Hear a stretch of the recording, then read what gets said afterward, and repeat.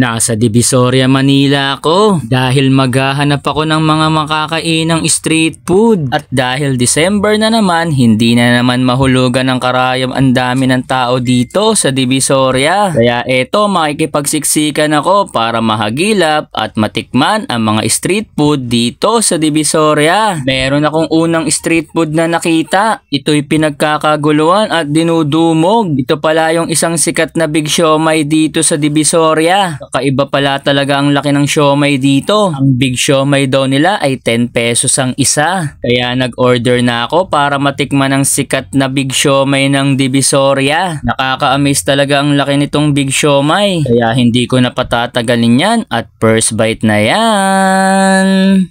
Masarap ang kanilang big siomai. Solid din ang laman ng kanilang big siomai. Ang pork na laman ay malasang malasa. Kaya pag nagawi kayo ng Divisoria ay tikman nyo din ang kanilang big siomai. Madami pa daw street food dito kaya maghahanap pa ako. Meron na naman akong nakitang isa pang street food. Mukhang kakaiba ito ah. Ito daw po yung dried pusit na inihaw. Sikat din itong street food dito sa Divisoria. Mukhang masarap ito ah. Sa sausawan pa lang ay napakarami ng sibuyas. Kaya hindi ko na patatagalin yan at umorder na din ako. Grabe ang dami ng sibuyas sa kanilang sausawan na suka. Hindi tinipid sa dami ba naman ng sibuyas. Hindi ba sila nalulugi dito? Kaya hindi ko na patatagalin yan. First bite.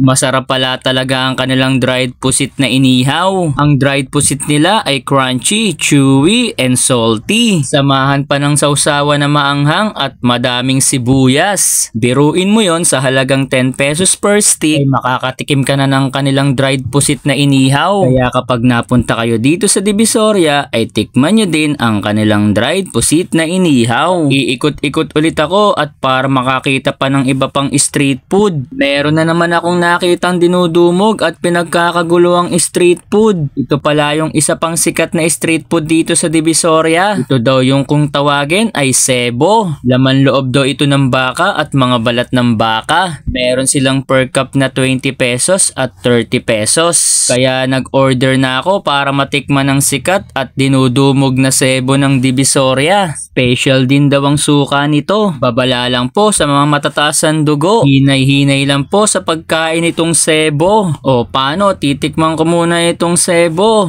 Kaya pala ito'y dinudumog at pinagkakaguluhan. Kung malalasahan nyo lang ito mga karepaps, ay talaga namang mapapabili kayo sa sarap nito. Partner talaga itong suka sa kanilang sebo. Kaya kung magagawi kayo dito sa Divisoria, ay tikman nyo din ang kanilang sebo. O paano, dito ko natatapusin ang food vlog ko. I-follow na din ako at paki-like and share ng aking video. Marami pong salamat. Ingat!